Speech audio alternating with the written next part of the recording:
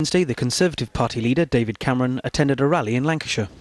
He urged people gathered at Phillips High School in Bury to take control of their own lives under a Tory government. Thank you. Thank you. Thank you. Thank you. Thank you. Well, it's great to be here in the Northwest, great to be here in Bury, and great to follow Sayeeda Warsi. And to those people who say the Conservative Party hasn't changed, I say, look at Sayeeda Warsi, the first British Muslim woman in any cabinet or shadow cabinet. It was the Conservative Party did that, and she has all the talent to go all the way.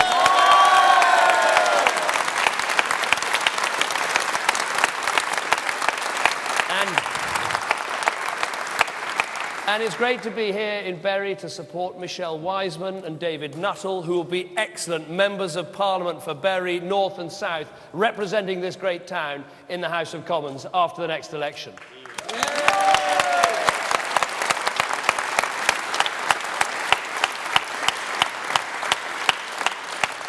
Now, of course, there's another reason for being in the Northwest, another reason for being near Manchester, and that's the small matter of this first television debate tomorrow.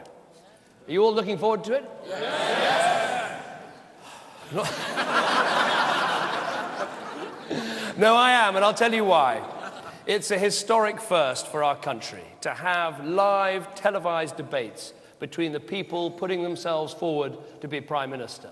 I call for those debates. I challenge Tony Blair about those debates. I challenge Gordon Brown about those debates. And it's great that our democracy is moving into the 21st century on television so everyone can see us answer questions that the country wants to ask.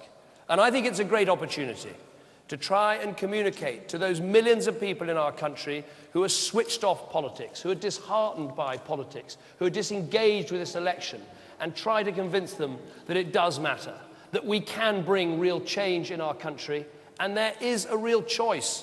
We don't have to have another 5 years of Gordon Brown, another 5 years of debt and waste and taxes. We can have real change with the Conservatives who've got the energy, the vision, the leadership and the values to get this country moving. That's what these debates should be about, and that's what I'm determined they'll be about tomorrow night. But there is another good historic reason for being here in Bury.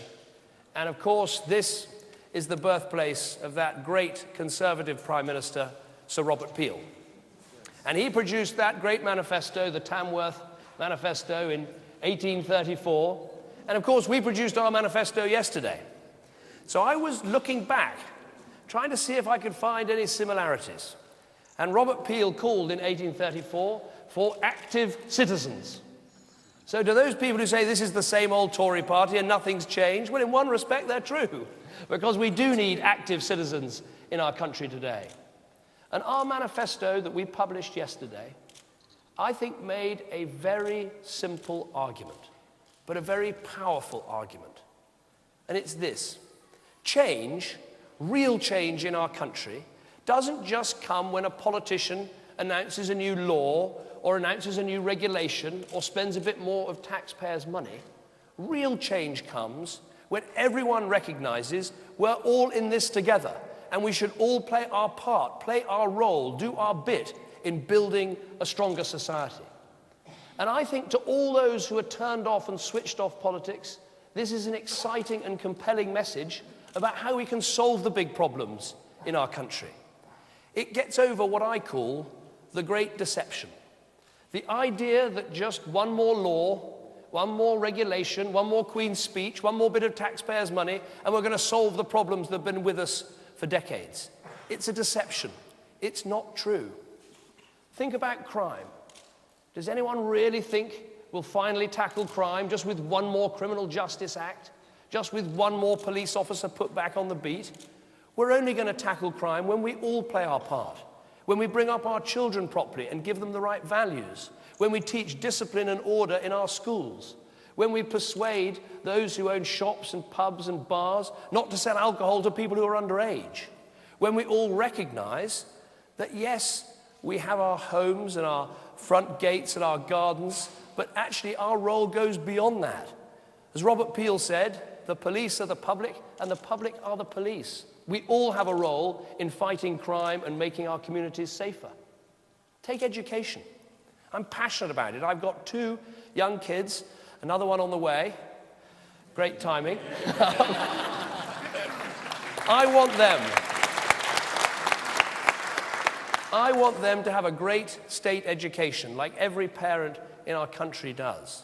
But do we really believe that one more education bill, one more order from Ed Balls, and the education system will be miraculously transformed? Of course not. We've all got a role in making sure we have high-class education in our country. It's about parents making sure their kids get to school on time. It's about parents backing up the teachers when there are questions of discipline and order. It's about parents playing a role in the life of the school. It's about all of us as a country saying that being a teacher is one of the most important professions you can have in a country. So we'll never fix these things unless we recognize that the age of state control has failed and it's time for the age of social responsibility. Think about families. To me, the most important institution in society. It's the family that brings up the children, that looks after the sick, that cares for the elderly, that makes us happy when we're sad. It's the best institution ever. It's the mini welfare state. But do we think we're going to fix and help Britain's families just with one more law or one more regulation or one more announcement from the Department of Children, School and Families, or Curtains and Soft Furnishing, or whatever it's called this week? Of course not.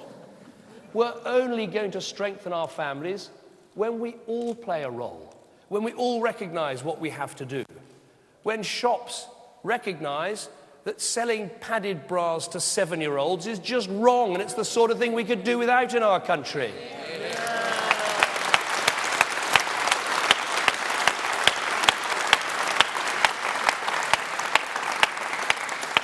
So that's what our manifesto is all about. It's about saying we're all in this together. If we want big change in our country, we've all got to step up to the plate. We all have to do our bit. This idea of the big society, it doesn't mean no government. It means good, effective government. Government helping where government should help, but not trying to do everything, not stepping on the toes of people who want to do more for themselves. And that, I think, is a really big and healthy change in our country. Government that recognizes it should always be the servant and not the master. And government recognizing that you don't get real change just by spending more money. And it's our argument about the big society that I think really means we can take on and beat Labour. Because Labour have only got one argument about how you make things better, and that's spending more money. But you know what? There isn't any more money. Gordon Brown has spent it all. We've got a budget deficit this year that's pretty much the same size as Greece. Now, I don't know about you, I think Greece is somewhere you should go for a holiday, not for financial advice, but that's what it's come to under this government.